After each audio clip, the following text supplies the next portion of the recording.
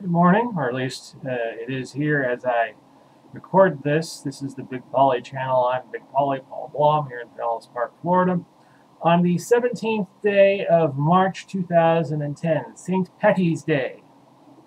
The situation in Japan over the past week has gotten worse and worse.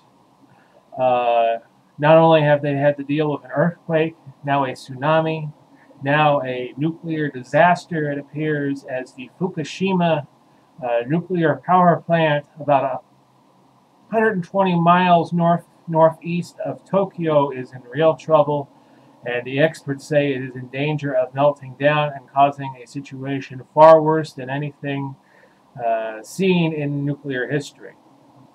Even worse than Chernobyl, potentially. Now, we certainly hope that that is not the case, but there is disagreement between the United States and Japan as to how bad it is. The United States is basically saying a meltdown is almost a certainty, while the Japanese people sing a little different tune. They're holding out hope, and we certainly hope it doesn't happen.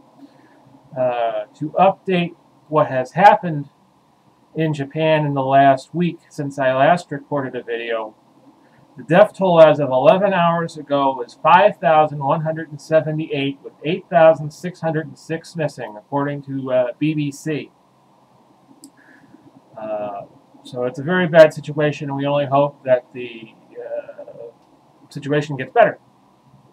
And I don't know what else to say. I truly hope there is no meltdown, there is no Chernobyl, because the Japanese people deserve better, and that's all I have to say about that. Today is the start of the NCAA basketball tournament on a much more lighter note, although President Obama seems to be more interested in doing that than helping the people of Japan, which is a very sad commentary. I know he wants to be the sports fans president, but come on. In this day and age, right now, with all the crises going on in the world, not only in Japan, but what's going on in Libya, the Middle East, Egypt, Bahrain, and how the Saudis have invaded, sent 1,000 troops to Bahrain, and that's okay, but it wasn't okay 20 years ago for Iraq to invade Kuwait.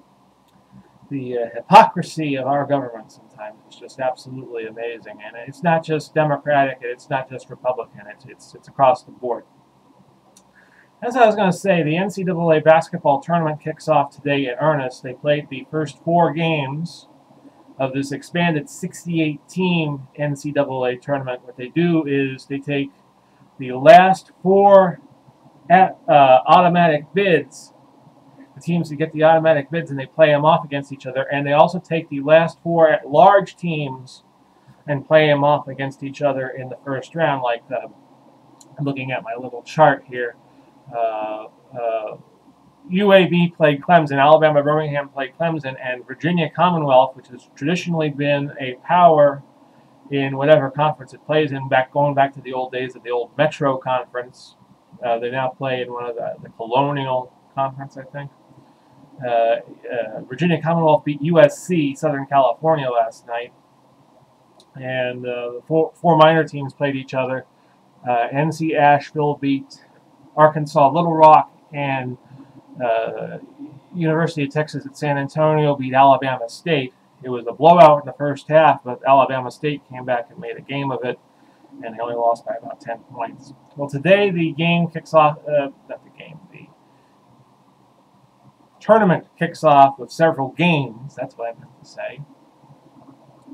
We're going to have 32 teams playing today, 16 games across 4 different channels. Now, this is different than what has been the case for many years. CBS had the exclusive rights to the tournament, and they would regionalize out the games. So one part of the country would see one game, like at, say, 12:30, while another part of the country would see another game at about the same time. This year, they're spreading the games out, and they're putting all games on up to 4 different channels. Not only at CBS, but you have TBS, TNT, and True TV in the NCAA package. So you could just channel surf and see the games instead of the games being rotated to you on CBS, which I think will be very, very interesting, and it'll make the tournament even more interesting to watch. Now, I have made my little selections on ESPN, but I didn't follow college. I don't follow college basketball all that much. because the NFL season ends, it seems like it ends later and later every year. This year it ended, it always ends the first week of February with the Super Bowl. And, of course, they're having a labor problem right now that could hinder the 2011 season. The NASCAR kicks off the week after that with the it used to be called the Busch race. It's now called the Blood Shootout. And then they had the Daytona 500. So, the NFL stops, the NASCAR season starts, and college basketball just kind of gets lost in the middle. I picked San Diego State to win the national championship, which I know is a little bit of a dark horse pick with Ohio State, Duke, Notre Dame, my brackets here, Kansas, Pittsburgh, all favored. So I think that I had San Diego State beating Pittsburgh in the finals. So I'm picking San Diego State to win the national championship. Last year we almost had a Cinderella champion with Butler almost beating Duke. If Butler had hit that three-point shot from half court last year, they would have beat Duke. And the championship game was in Indianapolis, so they kind of had the home court advantage. But Duke pulled it out. I remember it was a very, very close game, and Duke barely beat Butler to win the championship. I don't think Duke will be there again. I think San Diego State knocks them off in the regional finals, but that's just one person's opinion. I did call a few upsets, like in I have Belmont beating Wisconsin, and I have Utah State beating Kansas State in one bracket. It's now the Southeast bracket. It's now East, West, Southwest, Southeast. I guess that's a new kind of divisional alignment. It used to be East, West, Midwest, Southeast, but now it's East, West, Southwest, Southeast. Okay. Whatever you want to call it, you still get down to a Final Four, and then a Final Two, and then a champion. So for those of you who will be distracted by the National College Basketball Championships, the NCAAs, happy viewing. For those of you in Japan, I send my prayers. I hope that this doesn't become a full-blown nuclear crisis, but it certainly looks at this point to be exactly that.